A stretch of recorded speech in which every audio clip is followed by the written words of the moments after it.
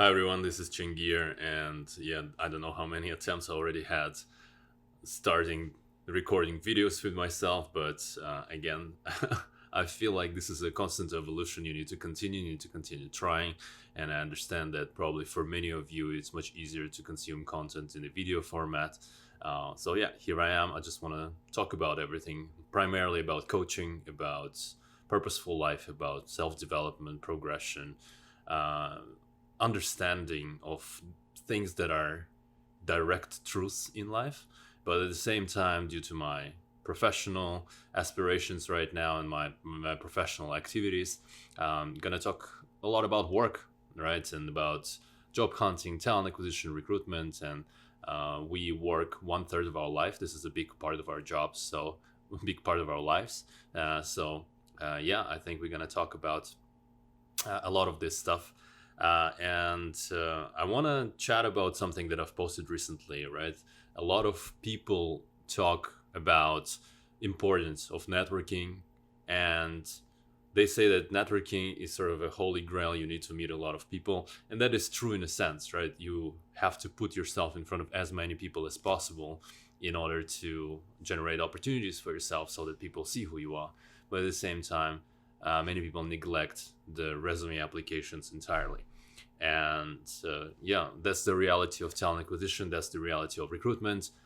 Most of the jobs, especially in my particular scenario, when I'm right now, because of certain chain of events, happen to become the solo talent acquisition partner for the entire company in North America, right? There are a lot of roles going on right now. I can have 15 plus roles, 20 plus roles on my desk, right? And the nature of this pushes me to close the jobs with applicants, right? And of course, I would be doing both. I would be doing sourcing and applicants, but because of you also know what's going on right now in the market, there's been a lot of layoffs in the tech sector, and there's quite a lot of talented people out there on the market. What are the implications for you? It's a constant competition, of course, right? I've posted recently a role for a junior developer.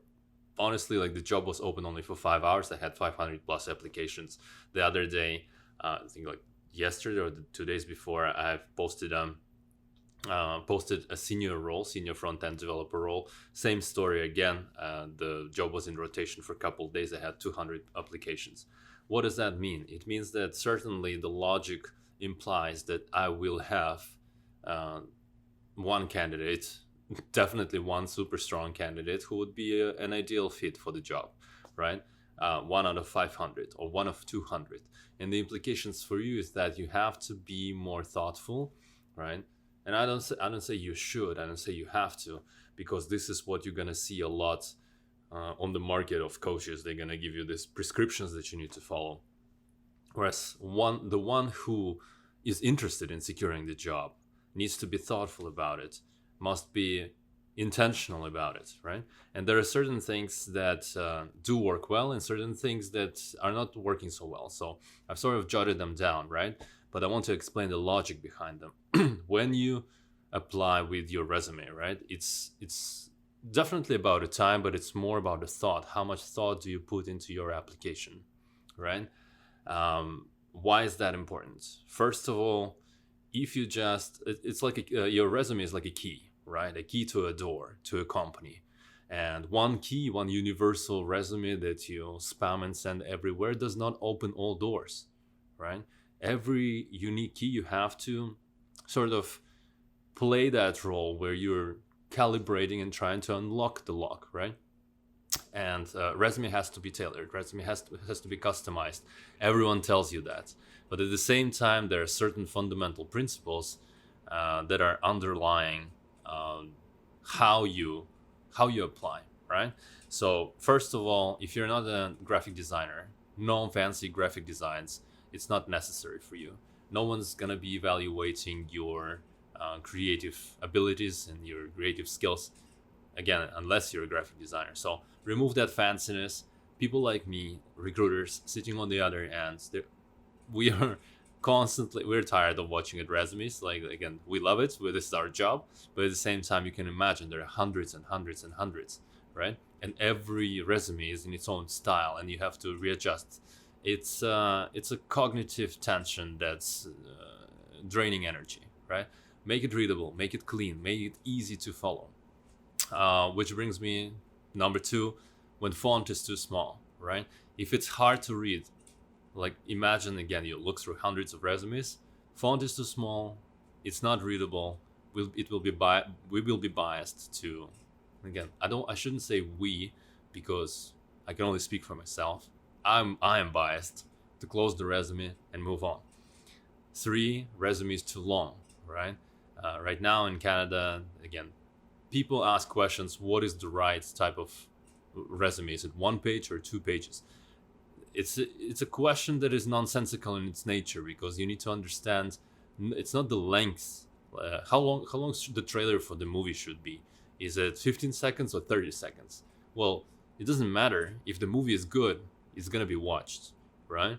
Of course, nonetheless, you will have to craft your teaser trailer in a very thoughtful, intelligent manner, right? So you can see super senior people who have 1 page resume, right? And you can see junior people, like straight out of school, who will do the same. 2 pages, yes, it would be an industry standard right now, right? Everything else, you need to think again through the same prism. How much cognitive tension do I put on the reader? If it's like 3, 4, 5, 6 pages, the story of my life, well, that's probably not the logic. The logic is, how do I give the minimum of information, but the right type of information that would instantly create that perception, oh, that's the right type of person. And for that, again, the fundamental principles here is that hiring team is stepping into this situation when they need to hire, having their own set of perceptions, their own set of biases, right? This is the perfect candidate that I think gonna be great at this role.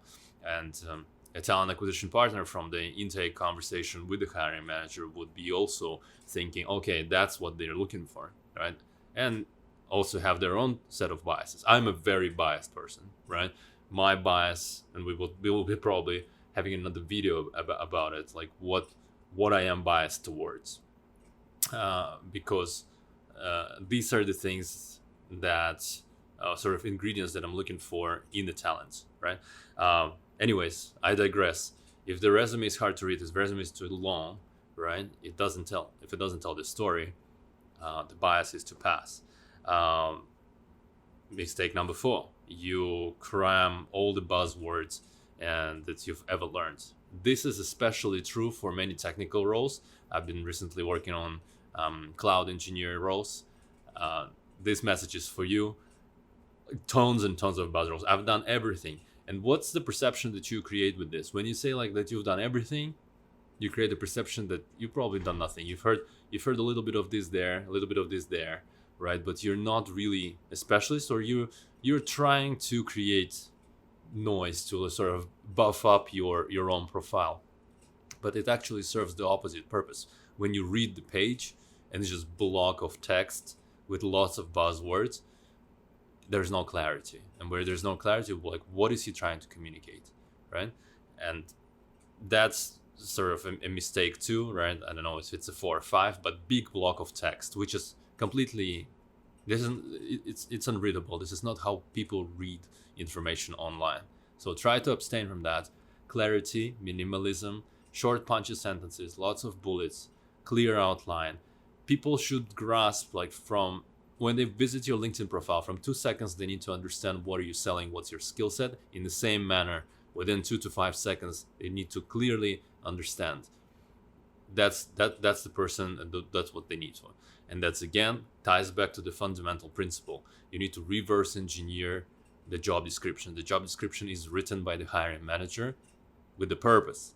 He's writing a job, or they are writing a job description thinking about their perfect candidate. So when you reverse engineer it, and for that you can use ChatGPT and automation, right? You can create that profile and think, okay, how can I match myself to that profile, and how can I engineer that perception that I'm exactly that person, or at least have a potential to be, right? Number 5, wrong level of seniority. What does that mean? Not enough of experience, underqualified; too much experience, overqualified, right? And again, that's important to control the narrative, right? When you are talking about, it's also important to understand the job. What is the concept of job leveling itself? Google, you can check Radford levels. This is something that many companies are using. There's a whole system for individual contributors. You have 6 roles. IC1, individual contributor; IC1, beginner; IC2, developing level; IC3, career level; IC4, advanced; IC5, expert; and IC6 is principal. Then you're moving into management, and manager 1 or manager 2, there's like team lead level. Manager 3 is the manager. Manager 4 is senior manager. M5 is director. M6 is the senior director, VP, and etc. And then you have your executive levels: VP, senior VP, exec, etc. Right? I don't know. There's no etc. There's the C level after that.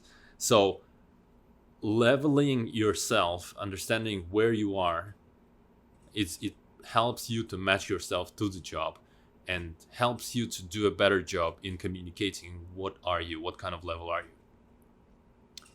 Number 6, misaligned experience. The first thing, again, when we look at the level, we look at quantitative components.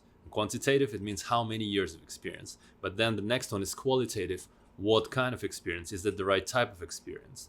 And then again, we would want to clearly understand the first and the very intuitive way to do it is to look at the titles, right? So when we look at the titles, if you've been in a similar role, in the same role, technically that's called the same way, well, probably you've done the job, right?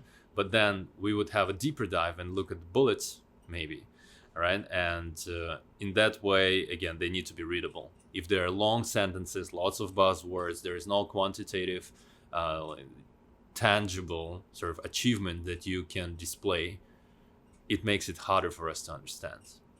Make our job easier, we will love you, right? Mistake number 7, people forget to attach the resume to the job application. And I'm saying I have a bias to pass because, yeah, sometimes it's just people do not put attention enough. But for me, it speaks a lot, right? You're either rushing, speaks for your attention to detail instantly. However, that's another reason why you need to have a LinkedIn profile. So when you apply online, your LinkedIn can be linked so that, yes, you maybe forgot your resume, but when people look at your LinkedIn, they can say, oh, interesting, this is actually a good profile and someone I probably want to talk to, right? And they would say like, hey, I forgot to put your resume in, like, let me know who you are. Brings me to next point. Next point is 8, right? No LinkedIn profile. Why do I have bias to pass? So many different thoughts that can appear. Again, I don't speak for everyone, speak for myself. Number 1, what do you have to hide? Number 2, it's a digital age. How come you don't have LinkedIn, right? Number 3, it's a very interesting reason, right? As I said, resumes, they all are in different shapes and forms. However, LinkedIn, it's all standardized, like a templated view, right? So it's easier for me not to read through the resume, but click to the LinkedIn, go there and instantly scan the profile and understand, oh, okay, it's much easier to read. It's much easier to consume. Number 4, your resume doesn't have a voice. Your LinkedIn gives you an opportunity to show your voice. What kind of content do you create? What you can put your video, right? You can show your personality. You can tell your story. You can put all the hooks and exercise copywriting, right? And show that you're actually a very convincing and persuading and influential writer, right? Show your thought leadership. Something that resume doesn't tell, your LinkedIn gives you an opportunity to do so. Reason number 9, why resume get rejected too. Wrong answer on the pre-qualifying questions. Pre-qualifying questions, and again, not everyone's going to leverage them, but I do, right? Because I understand, I know my audience, I know my business partners, my stakeholders internally, understand my business.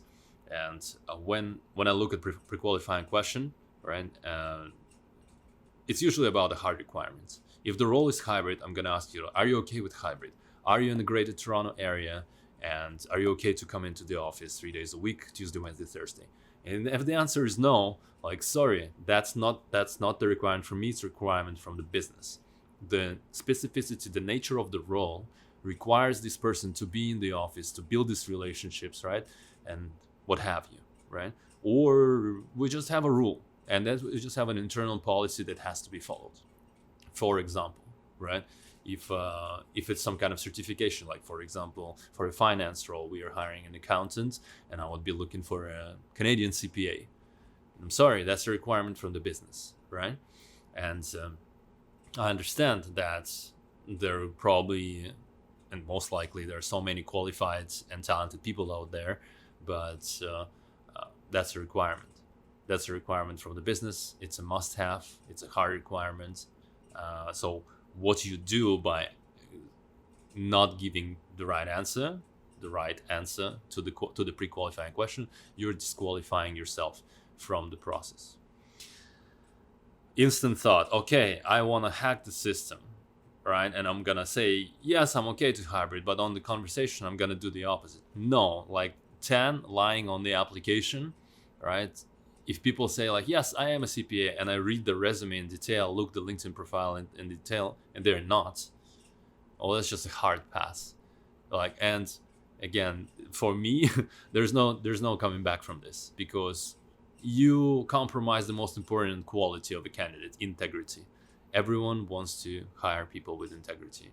You want to be a person through whom the business flows, and the business does not flow through you if you lack integrity. 11, minor thing, typos, right?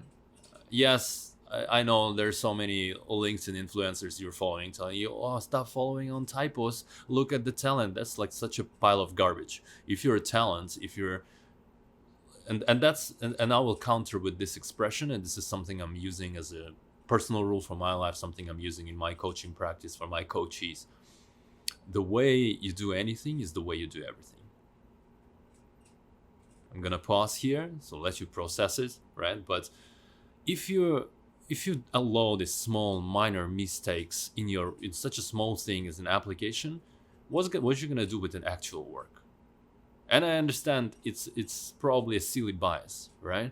But you have so much time to prepare and make an absolutely perfect application, because in this sense, like, every shot counts, and you have only one shot. Like, we often compare job hunting and hiring process with dating. You have only one shot. You have 7 seconds to impress a lady and create the first impression, right? And after that, there's just a confirming of this first impression. So make sure you use Grammarly, you use the tools. There's really no excuse right now to create low quality, poorly written application. Brings me to number 12, grammar mistakes. Strong bias to pass, especially when one of the pre-qualifying questions, I give an opportunity to pitch yourself, and you pitch and you write with grammar mistakes. What does it communicate instantly? It communicates poor written communication, and you cannot be a great verbal communicator and poor written communicator, which is instantly tells me about your verbal communication skills, right? And I recently had this conversation, had an interaction on LinkedIn when I say, like, why did you reject me? My application is a perfect fit. Yes, on paper you look great, but when I gave the candidate an opportunity to pitch, it was like a broken sentences, right? And I'm saying, like, I'm sorry, I can tell your communication is not at that level where we need it to be. And guess what? There was no argument about it. Like, yes, I'm sorry. English is my second language. I'm learning. Don't confuse that. English language and communication language are completely different things, right? I've been studying unsuccessfully Korean for some time. And yes, my level of Korean is that of a little toddler. Maybe they're more fluent than me. But that's a proficiency in language. Does it make me a poor communicator? In English, I might be not even the perfect communicator. No one is, right? But I aspire to be in my own native language, right? But communication is not equal. It's not equal language skills. And at the same time, especially I think in corporate and the business context, effective communication is not so much as about being understood as it is about being not misunderstood, right? And also, like, again, we're gonna probably create a whole video about communication skills and all that jazz, right? But your communication, your articulation, the way you position your thoughts, right? It tells right away your organization of the mind, and that's what's important. That's what people are looking for. All right. I've mentioned pitch so many times, and this will be probably the last one, right? Like number 13, no pitch. Bias to pass. Why? Right? Because you're gonna be compared against the person who got out of the way, made a double click, went above and beyond, spent some time and say, like, you know what? I've done my research. I really love your company. I love your team. I really love the role, and that's what I want to do, right? That's perfectly aligned with my career, and that's what I want to do. And I understand, because I understand the opposite side of the table. I'm exhausted, so many applications, I'm just gonna pam pam pam pam. There's so many things to do. It's not about spraying and praying. It's not a machine gun approach, it's a sniper approach. Make less applications, but make them high quality, right? And the chance of your conversion into a phone call will increase exponentially, right? I know what you're thinking. I've been babbling for 20 minutes probably, but you're saying, like, yeah, companies are evil, recruiters suck, you suck. Maybe I am. It's okay. I can deal with it. That's the name of the game. But yeah, I really don't want you to jump through the hoops. I want you to be successful. If not with the company that I'm associated with, then with any other company. If you're in Canada, if you're in Toronto, again, it's a small country, it's a small world, it's a small tech space, everyone knows everyone. I really wish you to be successful. Hopefully some of this is helpful for you, and you can listen and at least think about the way the talent acquisition partner, and again, not everyone, but I look at things, and hopefully my perspective helps.